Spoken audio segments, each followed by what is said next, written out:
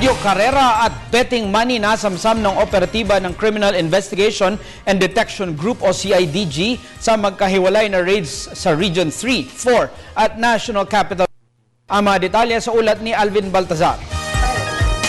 217 video karera ang nakumpiska ng Criminal Investigation and Detection Group o CIDG sa nakalipas na 3 araw nitong operasyon. Ikinasa ang anti-illegal gambling operation sa iba't ibang mga lugar ng Region 3, Region 4 at dito mismo sa National Capital Region. Sa mahigit sa 200 mga video karerang nakumpiska, nasamsam ng mga otoridad ang 2 halos kalahating drum ng mamera na ginagamit na pantaya ng mga parokyanong karaniwan ay mga bata.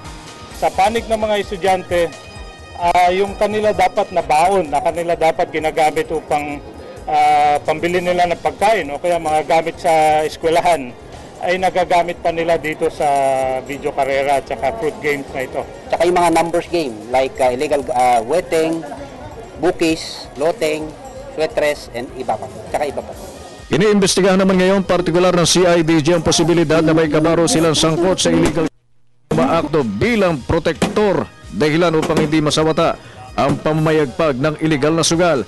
Ayon kay Deputy Chief for Operations, Deputy Director General Aguer Ontog, hindi nila kukonsintihin ang anumang illegal na aktibidad ng kanilang kasamahan sa kapulisan kasabay ng garantiya na ito'y kanilang paparusahan.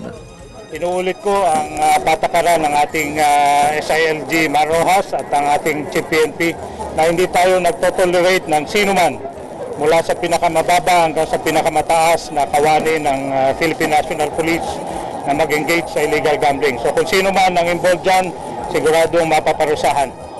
154 na anti-gambling operation ang ikinasa ng PNP simula ng Enero ngayong taong ito. 407 ang naresto habang umabot sa halos kalahating bilyong pisong nasamsam na galing sa wetting, video karera, bookies, loteng at iba pang illegal na operasyon ng sugal ang nasamsam na bearing money ng mga otoridad. Para sa telebisyon, Alvin Baltazar.